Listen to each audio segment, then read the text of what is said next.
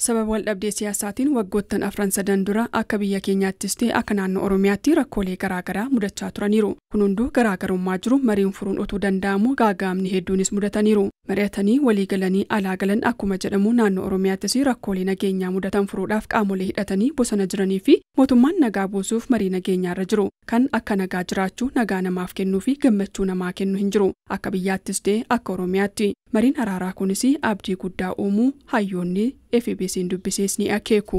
Hojii hojjechuun haga dadhabamutti namni kabaratu barachuun manneen barnootaa bakka inni cufaman jira. Gama hawaasummaatiin olaallee namoonni dhukkubsatan akka barbaadanitti bakka barbaadanitti deemanii yaalamuu dhabanii jiru. Hawaasummaa irratti namni du'ellee ka du'e awwaalachuu haga dadhabutti maatiin haga wal gaafachuu dadhabutti haalonni kun qabatamaan bakkeen amma kaasuuf yaalisan irratti turaniiru jechuudha. Kanaaf egaa mariin amma jalqabe kuni isa kana furuudhaaf saboota yookaan immoo uummattoota rakkina san keessa turan maatii rakkina san keessa turanii fi boqonnaa kennuudhaaf wanti inni bu'uurri inni kaa'u guddaa ta'a jechuudha. Marii araaraa keessatti yookiin immoo marii nageenyaa keessatti wal dorgommiin hin jiru yookiin immoo mo'achuun hin jiru mo'atamuun hin jiru. Inni guddaan walii galuudhaaf walii galuun kun mootu maaliif barbaachise akkamitti walii galuu danda'a jennee ilaalle mootu dursa kan dursamu qomaan inni hawaasni keenya maal keessa jira interestiin paartilee lamaanii qofa osoo hin taane interestii deeggartoota isaanii gidduu jiru. Deeggartoota jennu maanii qaama lamaan kana gidduu qaama mootummaatis qaama hidhata kanas maaltu jira uummata duwwaa jira jechuudha. Qaamni duwwaa jira. Kanaaf qaamoleen lamaan kuni warroonni paartileewwan qaamni lamaan paartiiwwan jedhugaa qaama lama jechuukooti. Kanaaf as keessatti kutannoon isaan kuni fedhii fi dantaa uummata kanaa uummanni naannoo Oromiyaa maal keessa jira akka biyyaatti waraansi kuni seenaa biyya kana keessatti maal uumuu danda'a keessattuu Oromoof Oromoo yoo wal waraanu seenaa biyya kana keessatti maal uumee darbuu danda'a kan jedhamu paartileen lama sirriitti hubatanii erga hubataniin booda mootu inni guddaa akkuma sirriitti jedhee marii araaraa keessatti wal mo'uun hin jiru win solution jira win loss hin jiru kanaaf maal gochuu qaba tokko cooperative yookiin mootu collaboration yookiin mootu wal gargaarudha. Akka hayyoonni kun jedhanitti mariin araaraa mootummaa fi qaamolee hidhatan gidduutti gaggeeffamu dantaa uummata Oromoo kan giddu galeeffate ta'us qabas jedhan. Inni kun yoo ta'e salphumatti qaamoleen kun lamaan marii amma jalqabe kun milkaa'uu danda'a kan jedhu yaada mataan qabuun qaba. Itti aansee mootu akkuma beekamu biyya tokko keessatti yoo waa uumame dhakaan tokko darbatame humna baay'eetu duwwaa jira.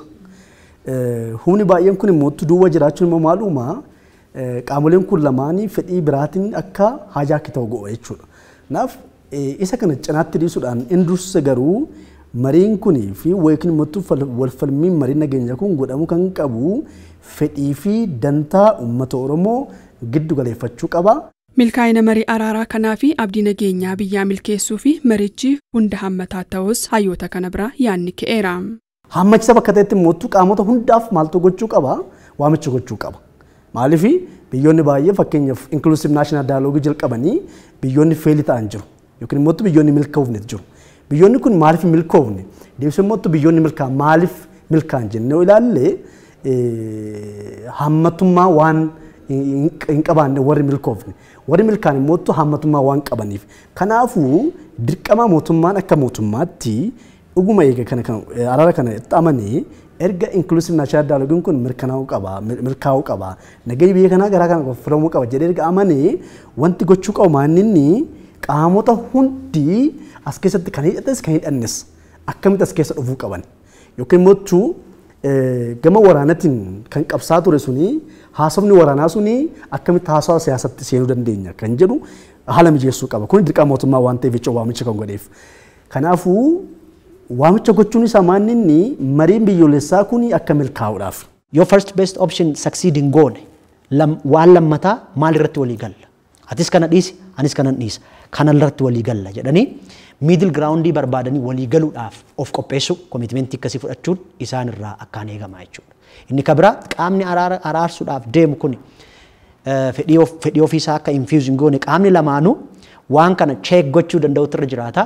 Inni kabira qaamni araarsu kunis immoo kanarraa bilisa ta'e kaayyoo fi galmi marii kanaa nagaa fidu amma ta'etti nagaa sana fiduuf qofa xiyyeeffannoo godhanii ka sosso'anoo ta'e marichi ni milkaa'a jechuudha. Kanaaf warra mari'atan lamaanii fi warra mari'achiisanirraa wanti eegamu kana jechuudha. Marii nageenyaa mootummaa fi qaamolee hidhatan gidduutti gaggeeffamu milkiin akka xumuramu tumsa qaamolee hundaa kan gaafatuu fi kun milkaa'ee jennaan immoo rakkooleen siyaasaa fi hawaas dinagdee furmaata akka argatus abdatameera.